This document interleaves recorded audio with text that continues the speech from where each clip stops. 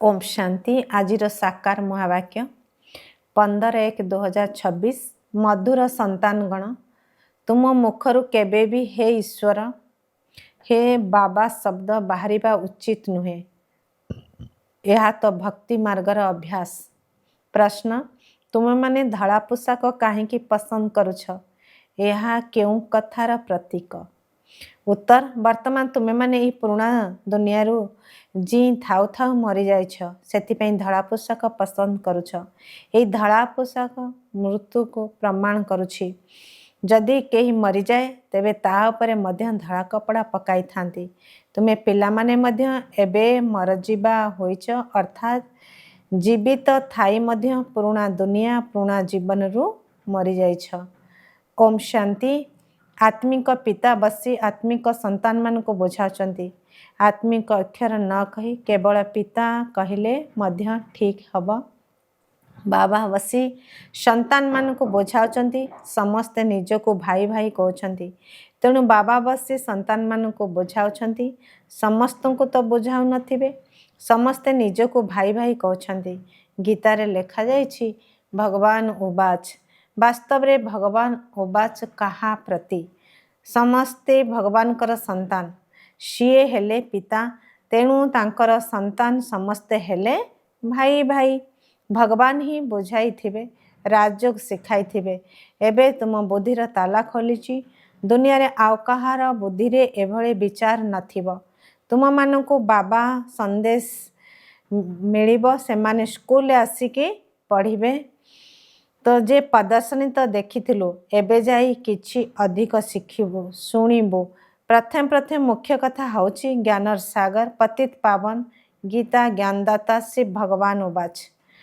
प्रथम सेमाने जानतु जे एमानकु किए शिखाउचंती अथवा बुझाउचंती। से सुप्रीम सोल ज्ञानर सागर होचंती निराकार। से तो सत्य ही अटंती एवं सत्य ही कहिबे। एथिरे पुणी आउ कोनोसी प्रश्न बा संशय आसीबार नाही। प्रथम तो यह संबंध रे बुझाइबाकु हेबो। आमको परमपिता परमात्मा ब्रह्मा को द्वारा राजयोग शिखाउछंती। यह होछि राजपद, जहाँकर निश्चय होइजिबो। से जे सर्व आत्मांकर पिता पारलौकिक पिता बसी बुझाउछंती, से ही सबुठारु बड़ अथॉरिटी। तेबे अन्य कोनोसी प्रश्न उठी पारिबो नाही। से हेले पतित पावन, तेणु सीए एठाकु निज समय ही आसिबे। तुमी देखुछ मध्य यह सेही महाभारत लड़ई अटे। विनाश परे पुणी निर्विकारी दुनिया हेबो। यह विकारी दुनिया। ए मनुष्य माने जानि नाहांती जे भारत निर्विकारी थिला। कहार बुद्धि रे कोनोसी कथा आसु नाही। तो गडरेज रो ताला लागि जाइछि, तार चाबी एकमात्र बाबांक पाखरे ही अछि। सेथिपई तांकु ज्ञानदाता दिव्य चक्षु विधाता बोली कहा जाउछि। ज्ञानर तृतीय नेत्र दौछंती। ए कथा काहाकु हेले जणा नाही जे तुमको किए पढ़ाउछंती। ब्रह्मा पढ़ाउछंती। भाबी नेउथबारु परिहास करुछंती। किछि ना किछि परिहास करि दौछंती। सेथिपई प्रथम प्रथमे एई कथा ही बुझाओ। एथिरे लेखा मध्य होइछि शिव भगवान उवाच। से तो सत्य ही अटंती। बाबा बुझाउछंती जे मु पतित पावन शिव अटे। मु परमधाम रु आसिछि एई शाल ग्राम मान को पाठ पढ़ाइबा पाई। बाबा होचंती ज्ञानर सागर। सृष्टिर आदि मध्य अंतर रहस्य बुझाउछंती। एई शिक्षा एबे तुमको बेहदर बाबांक ठारू मिलुछि। से ही सृष्टिर रचयिता अटंती। पतित सृष्टि को पवित्र कराउछंती। डाकुछंती मध्य, हे पतित पावन आस। तेणु प्रथम प्रथमे तांकर ही परिचय देबाकू हेबो। से ही परमपिता परमात्मा को सहित तुमर संबंध कण? से ही सत्य पिता अटंती। नररु नारायण हेबार सत्य ज्ञान दौछंती। पिला माने जानिछंती जे बाबा सत्य अटंती। बाबा ही सत्य खंड स्थापना करछंती। तुमे एठाको नररु नारायण हेबा पई आसुछ। बारिस्टर पाखक गले भावंती जे आमे बारिस्टर हेबाकू आसीछु। एबे तुमर निश्चय होइछि जे आमको भगवान पढ़ाउछंती। जदि केई निश्चय करी मध्य पुणी संशय बुद्धि होई गले, तेबे तांकु लोकमाने कहिथांती, तुमे तो कहूथिल भगवान पढ़ाउछंती। पुणी भगवान को कहीं छाड़ी आसिल संशय आसवा द्वारा ही हाथ छाड़ी दे थांती कौनसी ना कौनसी विकर्म करि थांती भगवान उवाच काम महाशत्रु अटे या विजय प्राप्त कले ही तुम्हें जगज्जित हब जी पवित्र हबे से ही पवित्र दुनिया को जीवे एठारे ही राजयोगर कथा रही तुम्हें सेठारे जाई राजयुत करिब बाकी जो आत्मा माने अच्छंती से माने निजर हिसाब किताब चुक्त करी निज घर परम धाम को फेरी जिबे यह विनाशर समय अटे एबे बुद्धि कहूची जे सत्ययुगर स्थापना निश्चय हब सत्ययुग पवित्र दुनिया कहा जाए बाकी समस्ते मुक्तिधाम को चली जिबे सेमानकु पुणी निजर अभिनयर पुनरावृत्ति करने को पड़िब तुम्हें मध्य निज पाई पुरुषार्थ करछ पवित्र हुए पुणी पवित्र दुनियार मालिक हेबा पाई सेठारे समस्त तो निज को मालिक बोली भाविबे ना प्रजा मध्य मालिक हेबे एबे प्रजा मध्य कहूची ना आमर भारत विज्ञ पुरुष सन्यासी आदि मध्य कहउछंती आमर भारत तुम्हें जानिछ जे वर्तमान भारत रे समस्त नरकवासी अटंती एबे आमे स्वर्गवासी हेबा पई एई राजयोग शिखुछु समस्त तो स्वर्गवासी हेबे नहीं एई ज्ञान तो एबे मिलिला सेमाने जहाँ शुणाउछंती शास्त्र ही शुणाउछंती सेमाने हेले शास्त्र अधिकारी बाबा कहउछंती एई भक्ति मार्गर वेद शास्त्र आदि पढ़िबा द्वारा सीढ़ी तलको खसिबारे लागिछंती एसबु होची भक्ति मार्ग बाबा कहउछंती जेबे भक्ति मार्ग पूरा हब तेबे ही मु आसीबी मते ही आसी सबु भक्तों को भक्तिर फल देबाको हेब अधिकांश मनुष्य तो भक्त अटंती समस्ते डाकुछंती ना हे गॉड फादर भक्तों मुखरु ओ गॉड फादर हे भगवान निश्चय बाहरिब वास्तव रे भक्ति एवं ज्ञान मध्य फरक रही तुम मुखरु केबे हे ईश्वर हे भगवान ये अक्षर बाहरिब नाही मनुष्य मानकर तो एभली कहवा आधा कल्पर अभ्यास रही तुम्हें जानिछ जे आमर पिता तुम्हें कौन तांकु हे बाबा कही डाकिब कि बाबा ठारू तो तुमको संपत्ति नेबाकू हेब प्रथम तो यही निश्चय रहुची जे आमे बाबा ठारू संपत्ति नौछु बाबा पिलामानकु संपत्ति नेबार अधिकारी कराउछंती ये तो सत्य बाबा अटंती ना बाबा जानिछंती एमाने मोर संतान जो मानकु मु ज्ञान अमृत पियाई ज्ञान चितारे बसाई घोर निद्रारे उठाई स्वर्ग को नहीं जाउछि बाबा बुझाउछंती आत्मा माने प्रथम शांति धाम रे थांती पुणी सुख धाम को आसंती सुख धाम को निर्विकारी दुनिया कहा जाए देवता माने संपूर्ण निर्विकारी अटंती एवं ताहा होची तुमर प्रिय घर तुम्हें जानिछ जे ताहा आमर घर आमे अभिनेता से शांति धाम रु आसीचु एठारे अभिनय करिबा पाई आमे आत्मा माने एठाकर बासिंदा नुहे दुनियार नाटक रे अभिनय करुथबा अभिनेता माने एठारे बासिंदा अटंती केवल घर आसी ड्रेस बदलाई अभिनय करछंती तुम्हें तो जानिछ जे आम घर शांति धाम अटे पुणी आमे सेठा को फेरी जीवु तेबे जेबे समस्ते अभिनेता माने स्टेज को आसी जिबे तेबे पुणी बाबा आसी समस्त को नहीं जिबे सेथिपाई याको मुक्ति दाता पथ प्रदर्शक मध्य कहा जाए से तो दुख अर्थात सुख करता अटंती तेबे एबे सब मनुष्य कुआड़ जिबे तेबे एते सब मनुष्य कुआड़ जिबे विचार कर पतित पावन को डाकुछंती कौन पाई निजर मृत्यु पाई दुखर दुनिया रे रहिबाकू चाहू नाहांती सेतिपाई कहउचंती घर को चल एमाने सब मुक्ति को मान्यता देई थांती भारत प्राचीन राजयोग मध्य केते प्रसिद्ध अटे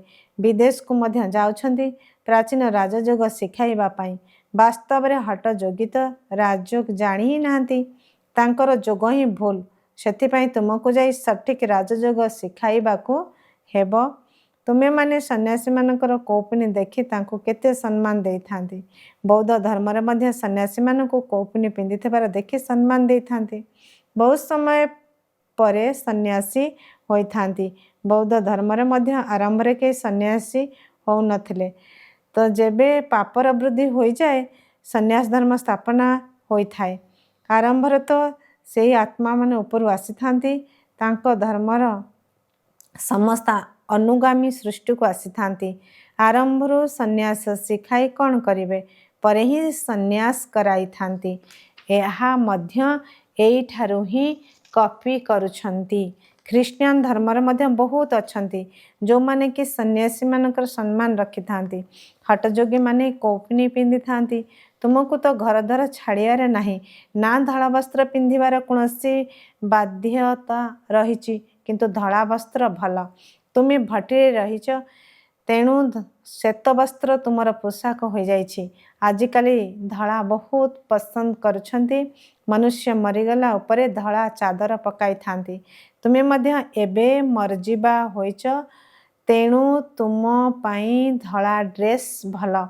काहाकु भी प्रथम बाबांकर परिचय दियो को आमर दुईटी पिता अटंती। यही कथा को बुझिबा पाई समय नेउछंती। प्रदर्शन रे तो एते कथा बुझाई परिबो नाही। सत्य जुगरे जणे पिता रहिबे। वर्तमान तुमर 3 जण पिता अछंती काहेकि ना भगवान आछंती प्रजापिता ब्रह्मक शरीर रे तेणु से मध्य समस्तंकर पिता अटंती। लौकिक पिता मध्य अछंती। अच्छा एबे 3 पितांक मध्यरु श्रेष्ठ संपत्ति किए दउछंती? निराकार बाबा संपत्ति किपरि देबे? से पुणी ब्रह्मा को द्वारा दउछंती। यही चित्र संबंध रे तुम्हें बहुत भल भाव बुझाई पारिब। शिव बाबा निराकार अटंती एवं ये प्रजापिता ब्रह्मा हेले आदिदेव ग्रेट ग्रेट ग्रांड फादर अर्थात आदि पिता। शिव बाबा कहते मते तुम्हें ग्रेट ग्रेट ग्रांड फादर कहब नाही। मु समस्तंकर पिता अटे। ये होचंती प्रजापिता ब्रह्मा। तुम्हें समस्त होइगल भाई भौणी। स्त्री पुरुष हेले मध्य बुद्धि द्वारा जानुछ जे आमे हेलु भाई भौणी। बाबांक ठारु संपत्ति नौछु। भाई भौणी परस्पर मध्य विकारी कर्म करिपारिबे नाही। जदि उभय को परस्पर विकारी दृष्टि आकर्षण करे तेबे स्थिति बिगड़ी जाए। बाबा को भूली चाहती। बाबा कहते तुम्हें मोर संतान होई पुणी मुह कला करुछ। बेहदर बाबा संतान मानू बसी बुझाउछंती तुमर ए निशा रही जानिछ जे गृहस्थ व्यवहार रे मध्य रहिबाको पड़िबो। लौकिक संबंधी मानक सहित मध्य संपर्क रखिबाको हेबो। लौकिक पिता को तो तुम्हें बापा कहब ना तांको तो तुम्हें भाई बोली कहि परिबो नाही। साधारण रूपे पिता को पिता बोली ही कहब। बुद्धि रे थाए ये मोर लौकिक पिता अटंती। ज्ञान तो अच्छी ना ये ज्ञान बहुत विचित्र अटे। आजिकाली हुए तो नाम धरी डाकी दउछंती किंतु कौनसी नुआ अतिथि भ्रमणकारी आदि बाहर लोकों सम्मुख रे जदि भाई बोली कहीदेवे तेबे सी भाविबे एहांकर मुंड खराब हो जाइछि। सेतिपय बहुत कायदारे चलिबा आवश्यक। तुमर यह गुप्त ज्ञान गुप्त संबंध अटे। एथिरे बहुत जुक्ति रे चलिबाकु हेबो परंतु किंतु परस्पर को सम्मान देबा भल। लौकिक सहित मध्य संपर्क रखिबाकु हेबो। बुद्धि बाबा सह लागी रहिबा उचित। मु बाबांक ठारु संपत्ति नौछु बाकी चाचा को चाचा बापा को बापा बोली कहिबाकु पड़िबो। जो माने बिके होई नाहंती से माने भाई भणी अर्थ बुझिबे नाही। जो माने ब्रह्मा कुमार कुमारी होइछंती से माने ही कथा को बुझिबे। बाहर लोके तो प्रथमे सुनी आश्चर्य हेबे। ए सब कथा बुझिबा निमते बहुत विशाल बुद्धि दरकार। बाबा तुम मानकु विशाल बुद्धि कराउछंती।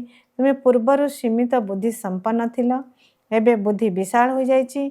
आमर से हेले बेहदर पिता। एमाने समस्ते आमर भाई भौणी अटंती। बाकी संबंध तो बहु को बहु सासु को सासु ही कहाजिबो। आउ कौन भौणी बोली कहिबे। उभय तो बाबांक संतान बाबांक घर को आछंती। घरे रही मध्य बहुत जुक्ति रे चलिबाकु हेबो। लोकाचार को मध्य देखिबाकु पड़िबो नचेत लोके कहिबे एमाने स्वामी को भाई सासु को भौणी कहउछंती। ये कौन शिखुछंती। ए ज्ञान कथा तो केवल तुमे ही जानिछ आउ केही जानि परिबे नाही।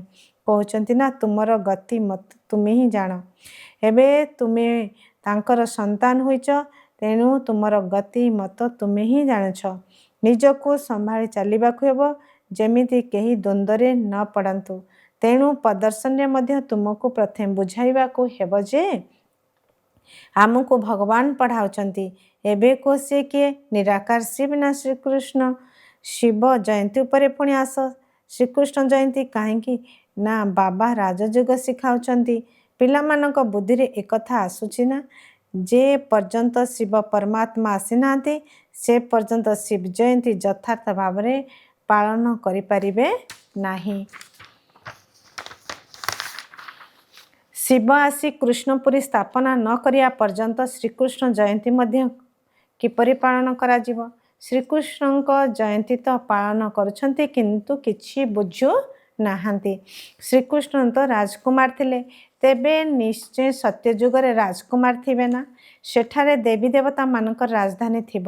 କେବଳ ଏକା ଶ୍ରୀକୃଷ୍ଣଙ୍କୁ ତ ବାସାଇ ମିଳିନଥିବ, ନିଶ୍ଚୟ କୃଷ୍ଣପୁରୀ ଥିବ ନା? କହୁଛନ୍ତି ମଧ୍ୟ ନିଶ୍ଚୟ କୃଷ୍ଣପୁରୀ ଥିବ ନା? କହୁଛନ୍ତି ମଧ୍ୟ କୃଷ୍ଣପୁରୀ ଏବଂ ଏହା କଂସପୁରୀ। କଂସପୁରୀ ବିନାଶ ହେବା ପରେ ପୁଣି କୃଷ୍ଣପୁରୀ ସ୍ଥାପନା ହେଲା ନା? ଏସବୁ ଭାରତରେ ହିଁ ହେଉଛି। ନୂଆ ଦୁନିଆରେ କ'ଣ ଏଇ କଂସ ଆଦି ରହିବେ କି? କଳିଯୁଗକୁ କଂସପୁରୀ କୁହାଯାଏ। ଏଠାରେ ଦେଖ କେତେ ମନୁଷ୍ୟ ରହିଛନ୍ତି। ସତ୍ୟଯୁଗରେ ଅଳ୍ପ ସଂଖ୍ୟାରେ ରହିବେ। ଦେବତାମାନେ କେବେ ଲଢ଼ାଇ କରିନଥାନ୍ତି। କୃଷ୍ଣପୁରୀ କୁହ ଅଥବା ବିଷ୍ଣୁପୁରୀ କୁହ, ତାହା ହେଲା ଦୈବୀ ସମ୍ପ୍ରଦାୟ। ଏଠାରେ ହେଉଛି ଆସୁରୀ ସମ୍ପ୍ରଦାୟ। ନା ଦେବତା ଅସୁରଙ୍କର ନା କୌରବ ପାଣ୍ଡବମାନଙ୍କର ଲଢ଼ାଇ ହୋଇଥିଲା। ତୁମେ ରାବଣ ଉପରେ ବିଜୟ ପ୍ରାପ୍ତ କରୁଛ। ବାବା କହୁଛନ୍ତି ଏଇ 5 ବିକାର ଉପରେ ବିଜୟ ପ୍ରାପ୍ତ କଲେ ତୁମେ ଜଗଜ୍ଜିତ ହୋଇଯିବ। ଏଥିରେ ଲଢ଼ିବାର କୌଣସି କଥା ନାହିଁ। ଲଢ଼ିବାର ନାମ ହେଲା ହିଂସା ହୋଇଯିବା। ରାବଣ ଉପରେ ବିଜୟ ପ୍ରାପ୍ତ କରିବାକୁ ହେବ, କିନ୍ତୁ ଅହିଂସାର ସହିତ। କେବଳ ବାବାଙ୍କୁ ମନେ ପକାଇଲେ ଆମର ବିକର୍ମ ବିନାଶ ହେବ। ଲଢ଼େଇ ଆଦି କୌଣସି କଥା ନାହିଁ। ବାବା କହୁଛନ୍ତି ତୁମେ ତମ ପ୍ରଧାନ ହୋଇଯାଇଛ, ଏବେ ତୁମକୁ ପୁଣି ସତ ପ୍ରଧାନ ହେବାକୁ ପଡ଼ିବ। ଭାରତର ପ୍ରାଚୀନ ରାଜ୍ୟ ପ୍ରସିଦ୍ଧ ଅଟେ। ବାବା କହୁଛନ୍ତି ମୋ ସହିତ ବୁଦ୍ଧିର ଯୋଗ ଲଗାଇଲେ ତୁମର ପାପ ଭସ୍ମ ହେବ। ବାବା ପତିତ ପାବନ ଅଟନ୍ତି, ତେଣୁ ତାଙ୍କ ସହିତ ବୁଦ୍ଧିର ଯୋଗ ଲଗାଇବାକୁ ହେବ, ତେବେ ତୁମେ ପତିତରୁ ପାବନ ହୋଇଯିବ। ଏବେ ପ୍ରକୃତରେ ତୁମେ ବାବାଙ୍କ ସହିତ ଯୋଗ ଲଗାଉଛ। ଏଥିରେ ଲଢ଼େଇର କୌଣସି କଥା ନାହିଁ। ଯିଏ ଭଲ ଭାବରେ ପଢ଼ି ବାବାଙ୍କ ସହିତ ଯୋଗ ଲଗାଇବେ, ସେ ହିଁ ବାବାଙ୍କ ଠାରୁ ସମ୍ପତ୍ତି ପାଇବେ। ଆଚ୍ଛା, ଧାରଣା ପାଇଁ ମୁଖ୍ୟ ସାରାଂଶ। ପଏଣ୍ଟ 1, ଭାଇ ଭାଇ ଦୃଷ୍ଟିର ଅଭ୍ୟାସ କରିବା ସହିତ ଲୌକିକ ସମ୍ବନ୍ଧ ଗୁଡ଼ିକ ସହିତ ମଧ୍ୟ ସମ୍ପର୍କ ରଖିବାକୁ ହେବ। ବହୁତ କାଇଦାର ସହିତ ଚାଲିବାକୁ ହେବ। ବିକାରୀ ଦୃଷ୍ଟି ଆଦୌ ରହିବା ଉଚିତ ନୁହେଁ। ବିନାଶ ସମୟରେ ସମ୍ପୂର୍ଣ୍ଣ ପବିତ୍ର ହେବାକୁ ପଡ଼ିବ। 2 ନମ୍ବର, ବାବାଙ୍କ ଠାରୁ ପୁରା ସମ୍ପତ୍ତି ନେବା ପାଇଁ ଭଲ ଭାବରେ ପାଠ ପଢ଼ିବାକୁ ହେବ ଏବଂ ପତିତ ପାବନ ବାବାଙ୍କ ସହିତ ଯୋଗ ଲଗାଇ ପାବନ ହେବାକୁ ପଡ଼ିବ। ବରଦାନ, ନିଜର ସମ୍ପୂର୍ଣ୍ଣତା ଆଧାରରେ ସମୟକୁ ପାଖେଇ ଆଣୁଥିବା ମାଷ୍ଟର ରଚୟିତା ଭବ। ସମୟ ତୁମର ରଚନା ଅଟେ, ତୁମେମାନେ ମାଷ୍ଟର ରଚୟିତା ଅଟ। ରଚୟିତା କେବେ ବି ରଚନା ଆଧାରରେ ରହିନଥାଏ, ବରଂ ରଚୟିତା ରଚନାକୁ ଅଧୀନ କରି ରଖିଥାଏ। ସେଥିପାଇଁ ଏଇଭଳି କେବେ ବି ଭାବ ନାହିଁ ଯେ ସମୟ ଆପେ ଆପେ ମୋତେ ସମ୍ପୂର୍ଣ୍ଣ କରିଦେବ। ତେଣୁ ତୁମକୁ ହିଁ ସମ୍ପୂର୍ଣ୍ଣ ହୋଇ ସମୟକୁ ନିକଟକୁ ଆଣିବାକୁ ହେବ। ଏମିତି ବି ଯଦି କୌଣସି ବିଘ୍ନ ଆସୁଛି, ତେବେ ସମୟ ଅନୁସାରେ ଯଦି ନିଶ୍ଚିନ୍ତ, କିନ୍ତୁ ସମୟ ପୂର୍ବରୁ ନିଜର ପରିବର୍ତ୍ତନ ଶକ୍ତି ଦ୍ୱାରା ତାଙ୍କୁ ପରିବର୍ତ୍ତନ କରିଦିଅ, ତେବେ ତାହାର ପ୍ରାପ୍ତି ତୁମକୁ ମିଳିଯିବ। ଯଦି ସମୟ ଆଧାରରେ ନିଜକୁ ପରିବର୍ତ୍ତନ କରିଲ, ତେବେ ତାହାର ପ୍ରାପ୍ତି ତୁମକୁ ମିଳିବ ନାହିଁ। ସ୍ଲୋଗାନ, କର୍ମ ଏବଂ ଯୋଗର ସନ୍ତୁଳନ ରଖୁଥିବା ଆତ୍ମାମାନେ ହିଁ ପ୍ରକୃତ କର୍ମଯୋଗୀ ଅଟନ୍ତି। ଆଚ୍ଛା, ଓମ୍ ଶାନ୍ତି।